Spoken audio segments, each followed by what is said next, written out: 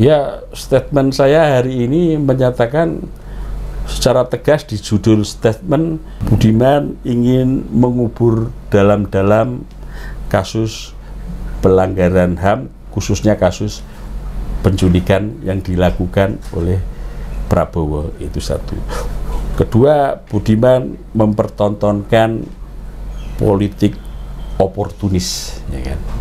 Karena dia melakukan jalan pintas, dia lebih memilih ke Prabowo karena kesempatannya ada, walaupun pilihan itu melawan mungkin hati nuraninya, tetapi jelas-jelas melawan nilai-nilai yang pernah dia perjuangkan. Dan sebelum ke Prabowo ya sikap politik dia kan juga jelas. Waktu Pilpres berhadapan dengan Prabowo, bisa kita lihat rekam jejak Budiman bagaimana sikapnya terhadap Prabowo, ya? Prabowo kan. Prabowo itu adalah orang gagal yang sekarang banyak diposting. Prabowo terlibat penculikan, itu kan sikap Budiman.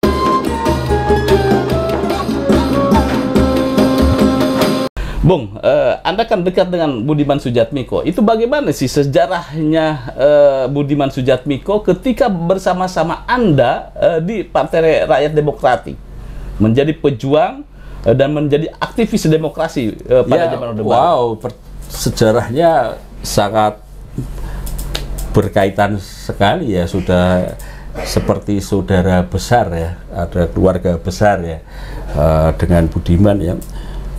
Saya kebetulan kan PRD itu sebuah proses panjang tentunya. Yeah. Dia lahir pasca tumbangnya gerakan mahasiswa 78, di mana setelah itu mahasiswa harus balik ke kampus, terjadi proses depolitisasi. Oke, ya betul. Menjelang akhir tahun 90 kan sudah muncul gerakan-gerakan advokasi rakyat ya, Kedung Ombo, Badega, Cimaca, dan beberapa gerakan buruh ya kan. Itu kan contoh-contoh bahwa mulai muncul kembali gerakan mahasiswa ya. Tadinya berkutat di kampus, mulai juga ada yang masuk keluar di kampus ya. Mahasiswa turun ke rakyat atau yang di kampus juga dari metode kegiatan minat bakat terus diskusi, akhirnya juga ke aksi ya, melakukan tindakan yang bersifat korektif dan ya bersifat radikal untuk saat itu, karena berani mendobrak tatanan yang ada ya kan. Budiman adalah organizer tani di Yogyakarta. Dia di Yogyakarta ada kelompok yang namanya Komite Rakyat, atau kalau di mahasiswa namanya Keluarga Mahasiswa UGM ya kan. Walaupun di Jogja banyak kelompok ya kan, pernah menyatu tetapi pecah lah. Yang pecah di UGM inilah yang sering bertemu dengan Semarang, dan sebenarnya lebih seperti kakak ya yang membina kelompok kami ya yang ada di Fakultas Sastra Undip ya waktu itu, yang akhirnya mendirikan Solidaritas Mahasiswa Semarang. Sama-sama demo kita. Terus itu, saya ditugaskan di Semit. Budiman akhirnya mengikuti, ditugaskan di Jakarta juga. Waktu itu menjadi staf departemennya Wilson di PPBI, Pusat Perjuangan Buruh Indonesia. Sebenarnya kita pernah mendirikan Persatuan Rakyat Demokratik. Dia menjadi organisasi payung bagi sektor-sektor. Kalau di tempat kami di Semarang itu dua sektor yang menonjol, yaitu mahasiswa sama buruh, organizer buruh. Tapi kalau di Jogja itu ada tani, ada pedagang, ada seniman dan sebagainya. Itu akhirnya kepingin mendirikan organisasi yang menyatukan berbagai sektor karena interaksinya intens, buku-buku bacaannya sama ya kan. Akhirnya berhasil konsolidasi dan mendirikan Persatuan Rakyat Demokratik. Tetapi belum karena macet, akhirnya justru sektoralnya yang maju. Akhirnya SEMI didirikan di sektor mahasiswa, PBBI ketuanya Dita Indasari, di Buruh, Serikat Tani Nasional, terus Jaker yang Wiji Tukul, dan sebagainya. Akhirnya persatuan tidak boleh gagal, harus dilanjutkan, harus diselamatkan. Lah Budiman inilah yang dimintai untuk menyelamatkan dia menjadi presidium sementara dan satu kolektif bersama Smith, ya kan. Akhirnya terjadilah kongres Persatuan Rakyat Demokratik. Kongresnya luar biasa dan mengajak sektor-sektor ini untuk bergabung ikut kongres, karena kebetulan juga dia peserta Kongres Persatuan Rakyat Demokratik itu kan, sebagian besar ya. Disitulah sepakat persatuan sekitar tanggal 15 April dalam kongres hari kedua menyatakan dirinya dalam keputusan berubah menjadi partai politik, di mana wakil-wakil dari Ormas itu menyatakan diri sebagai underbo atau berafiliasi secara politik dan organisasi. Jadi ada ikatan organisasi juga. Jadi PRD menjadi pimpinan dari ormas-ormas itu, tunduk terhadap kepemimpinan PRD, dan Budiman terpilih menjadi ketua umum, saya menjadi sekjen. Baru bisa dideklarasikan tanggal 22 Juli. 5 hari kemudian terjadi kerusuhan 27 Juli pasca kantor DPP PDI yang dijadikan tempat mimbar bebas, yang semakin hari eskalasinya semakin membesar dan dikhawatirkan menjadi embrio people power waktu itu. Akhirnya dibubarkan, direbut, terjadi kerusuhan, gedung-gedung terbakar di Jakarta. Dia kerusuhan terbesar setelah Malari betul. Malari lebih besar, tapi setelah Malari kan tidak ada kerusuhan, dan terbesarnya adalah 27 Juli 2000 ini ya. Dan PRD menjadi dalang. PRD dinyatakan sebagai partai terlarang, sebagai penjelmaan komunis. Saya dan Budiman menjadi buron, tetap menyatakan perlawanan dan bergerak di bawah tanah. Sayangnya saya bersama Budiman tertangkap di rumah kakak Beni Sumardi. Anda kemudian di penjara bareng-bareng dengan kita bareng-bareng di penjara, walaupun awalnya karena pengadilannya di-split, dibedakan, dia di Jakarta Pusat, di Jakarta Selatan. Sebenarnya tidak ada alasan di-split ya. Orang kita kantornya sama, memang delik pidananya delik pidananya beda di tempatnya kan sama. Dia ada di Rutan Salemba, saya ada di LP Cipinang. Ketika vonis selesai, kita bersama-sama gabung di LP Cipinang, ditaruh di sana bersama Sanana Gusmao, bersama Sri Bintang, bersama Mokhtar Pakpahan, Nuku Sulaiman, dan banyak aktivis-aktivis yang ditahan waktu itu, termasuk dari Timor Leste. Ya, satu sel. Setiap hari kita berdiskusi, setiap hari kita melakukan rapat, berdebat, ya kan. Hidup juga di dalam sel yang kecil itu 24 jam, ya kan, di situ. Pokoknya suka duka Anda itu dengan Budiman itu luar biasa ya. Waktu di sel itu kan. Keluarga mereka sangat kenal kita semua, dan yang menyantuni saya di dalam penjara ya keluarganya Budiman, yang setiap hari Minggu membawa sayur asem, ya kan, kesukaan Budiman. Kita makan dari bingkisan yang dibawakan orang tua Budiman, orang tua lain, dikumpulkan menjadi satu keluarga mereka. Orang tua itu karena dipersatukan oleh relawan-relawan saat itu yang dikomandoi oleh Romo Sandiawan ya.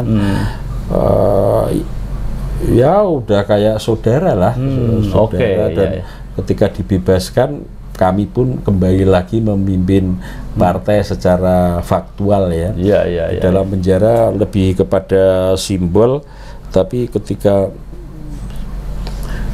ada kongres di luar, kami di dalam masih menyatakan kepemimpinan di kita. Apabila kita bebas ya akhirnya memimpin kembali lagi. Oke. Tapi hanya sekitar 1,5 tahun atau hampir 2 tahun ketika kongres, Budiman sudah tidak bisa melanjutkan kepemimpinannya. Dia tidak, sebelum kongres dia sudah tidak aktif dan dia tidak bisa mempertanggungjawabkan di dalam kongres saat itu. Dan di dalam kongres itu juga saya tidak lagi menjadi sekjen PR. Kemudian Budiman Sujatmiko itu ya punya pilihan sendiri, politik ya, jalan sendiri-sendiri ya. Lebih kepada hubungan pertemanan yang sohib ya. Dia ya menolong saya awal-awal cuci darah, membiayai saya ada di rumah sakit dan sebagainya kan. Ya beberapa kali bertemu, diskusi dan sebagainya. Sering bertemu di DPR. Kalau berpapasan, dia menjadi anggota dewan, saya staf ahli di DPR dan sering bertemu. Saya pikir komunikasinya tetap berlanjut sampai dia datang ke Prabowo. Tapi hari ini berhenti seketika. Seperti itu proses Anda berkawan saya dengan Budiman ya. Kalau dari segi politik, ya dia guru saya karena dia memang di organisasi ditunjuk menjadi pengajar. Dia yang memberikan kursus-kursus politik ke berbagai kota dan saya menjadi salah satu murid kelas di mana Budiman sebagai guru. Waktu itu sekitar 2 minggu kami di kursus politik ya, di mana Budiman menjadi kepala sekolahnya. Kepala sekolahnya. Ya, dia kepala sekolahnya. Iya, oke. Pemirsa pada Suara TV, perkawanan atau pertemanan Petrus Haryanto dengan Budiman itu adalah bukan teman biasa, tetapi suka duka. Mulai dari di penjara dan sebagainya. Kawan ya. Itu satu perjuangan, satu ideologi itu ada. Saudara kan. Tapi sekarang ini Budiman, menurut Anda itu berbeda haluan atau berbeda haluan antara politik Anda masih tetap di PDIP atau bagaimana nih? Apa? Masih di PDIP Anda atau non partai? Saya tidak ada di PDIP juga hari ini. Saya lebih kepada gerakan civil society ya, menjadi sekjen sebuah komunitas pasien cuci darah. Saya mengambil keputusan seperti itu, tidak menjadi politisi ya. Yaitu saya pikir keputusan saya yang sudah cukup lama ya. Kali ini saya didaulat untuk banyak berbicara karena itu menyangkut bukan diri saya. Jadi saya ini menjadi juru bicara. Ini bukan pertikaian Budiman dan Petrus Haryanto, tetapi ini adalah saya menjadi menyambungkan lidah teman-teman PRD yang menyesalkan terhadap manuver Budiman ya. Termasuk keluarga korban.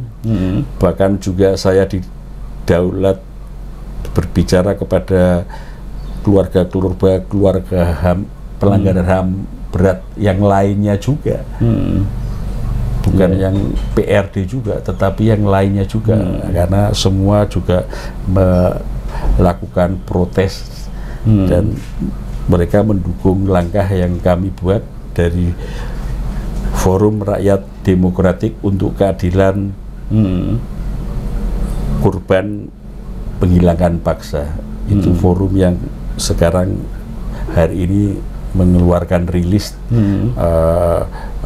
untuk menyatakan sikap atas secara terang-terangan Budiman sudah menyatakan dukungan kepada Prabowo. Oke ya. Ya Bung, bagaimana closing statement Anda terhadap aksi Budiman yang mendeklarasikan Prabowo Budiman bersatu? Ya, bagaimana nih closing statement Anda nih? Ya, statement saya hari ini menyatakan secara tegas di judul statement, Budiman ingin mengubur dalam-dalam kasus pelanggaran HAM, khususnya kasus penculikan yang dilakukan oleh Prabowo. Itu satu. Kedua, Budiman mempertontonkan politik oportunis, ya kan? Karena dia melakukan jalan pintas, dia lebih memilih ke Prabowo karena kesempatannya ada, walaupun pilihan itu melawan mungkin hati nuraninya, tetapi jelas-jelas melawan nilai-nilai yang pernah dia perjuangkan. Dan sebelum ke Prabowo ya sikap politik dia kan juga jelas. Waktu Pilpres berhadapan dengan Prabowo, bisa kita lihat rekam jejak Budiman bagaimana sikapnya terhadap Prabowo, ya? Prabowo itu adalah orang gagal yang sekarang banyak diposting. Prabowo terlibat penculikan, itu kan sikap Budiman. Ketika membela Jokowi dalam Pilpres kemarin, saya pikir Budiman ada sikap terhadap Prabowo. Dan tiba-tiba berubah ini kan bukan karena seperti yang dia katakan, karena membaca buku Paradok Indonesia yang ditulis Prabowo, dan dia memberi catatan bahwa kok ternyata semangat cara pandang antara Prabowo dengan cara pandang dia sebagai mantan aktivis adalah sama. Saya pikir itu hanya dari semata, tetapi dia mempertontonkan politik oportunis karena peluangnya ada di sini, ya. Dia harus ke situ, walaupun dia menabrak nilai-nilai, menabrak etika, menabrak integritas dia sebagai mantan aktivis. Yang kedua, Budiman mewariskan politik yang buruk kepada generasi Z, bahwa menjadi aktivis itu adalah batu loncatan untuk berkarir, ya kan, untuk meraih kekuasaan, walaupun dia mengkhianati nilai-nilai perjuangannya selama ini. Saya pikir itu jelas statement kita hari ini, poin-poinnya pada persoalan itu. Dan saya pikir sudah banyak media mainstream, terutama yang online, yang memuat statement kami, ya, hampir mayoritas hari ini memuat. Karena saya pikir media juga masih punya rujukan terhadap sebuah etika politik, nilai-nilai yang memang tidak bisa seenaknya dibuang, dan tidak bisa seenaknya politisi itu tanpa ada etika di dalam berpolitik, tanpa integritas dan sebagainya, tanpa kredibilitas dan sebagainya. Saya pikir itu adalah PR bangsa ini. Kita bisa memberikan kesimpulan hari ini ngomong apa, besok ngomong apa, hari ini berjanji apa, besok melakukan apa. Saya pikir itu yang menyebabkan bangsa ini susah sekali mentas dari keterbelakangan. Ya, pemirsa, demikian bincang-bincang saya dengan Bung Petrus Haryanto, kawan atau sohib karibnya Budiman Sujatmiko. Ya, sebagaimana kawan, mungkin ini rasa sayang Petrus Haryanto kepada Budiman Sujatmiko, ya. Walaupun Anda mengecam terhadap Budiman Sujatmiko karena mendukung Prabowo, ya, tapi masih tetap berkawan, kan? Ya, kalau dia berkomunikasi, berani menghubungi saya, ya masa saya akan menolak, ya kan. Tapi kalau disuruh mencabut pernyataan, ya tidak, itu merupakan bagian integritas yang tetap saya ingin bangun, ya kan. Tetapi sebagai sesama kawan, ya kalau ketemu ya pasti tetap akan terjadi proses komunikasi, dan mungkin bisa tertawa juga. Saya pikir pelajaran dari pendahulu-pendahulu kita kan, seperti Soekarno berhadapan dengan lawan-lawan politik, masih tetap bisa mereka menjadi manusia yang bisa berteman ya kan, bisa bersanding. Oke, demikian pemirsa bincang-bincang saya dengan Petrus Haryanto. Bagaimana menurut Anda? Terima kasih, jangan lupa like, share, subscribe pada Suara TV. Wassalamualaikum warahmatullahi wabarakatuh.